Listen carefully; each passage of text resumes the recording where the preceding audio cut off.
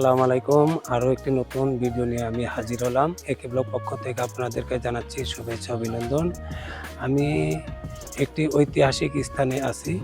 এটি হচ্ছে বারোঘাটলা পুকুর, টাঙ্গাইল জেলার নাগরপুর উপজেলার নাগরপুর সদরেই এটি অবস্থিত।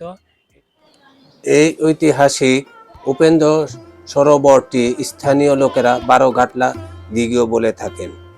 ইতিহাস থেকে জানা যায়, তৎকালীন নাগরপুর জমিদার রায় বাহাদুর সতীশ চৌধুরী তার পিতা উপেন্দ্র মোহন রায় চৌধুরী স্মৃতিতে এই দিঘিটি খনন করেন।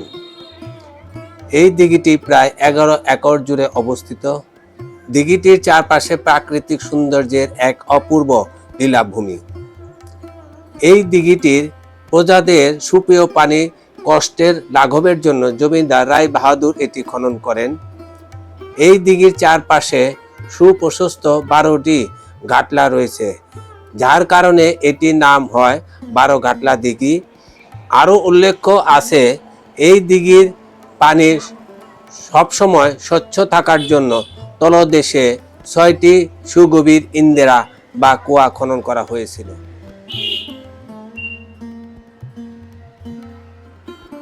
পুকুরের চারদিকটা খুবই সুন্দর। দেখেন, চারদিকে 12টি ঘাট আছে, বড় 2টি ঘাট ওই যে গোসল করতেছে, এবং মেন যে ঘাট ওইটা হলো মেন ঘাট। এখান থেকে চারদিক থেকে গণলাম, ঘাটটি হচ্ছে 12টি ঘাট আছে, ছোট বড় সব মিলিয়ে।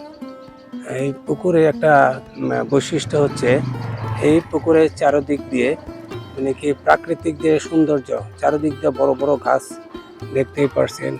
এই পার ওই পার চারোপারেই বড় বড় গাছ, বট গাছ আছে, দেখতে খুবই সুন্দর। আপনারা যদি ঘুরতে আসতে চান তাহলে এই নাগরপুর উপজেলায় চলে আসবেন। বাজার থেকে, নাগরপুর বাজার থেকে মাত্র 30 টাকা ভাড়া নেয়। এই বড় দিঘি বললেই হবে, বড় দিঘি এখানে নিয়ে আসবেন। দেখতেই পারছেন দিঘির পাড়তে সুন্দর একটি কাঁচা রাস্তা, মাটির রাস্তা বয়ে গেছে। আর তার পাশে দেখেন সুবলা সুজলা শস্য শ্যামলা আমাদের বাংলাদেশ প্রাকৃতিক দৃশ্য, খুবই খুবই খুবই সুন্দর দেখতে লাগছে।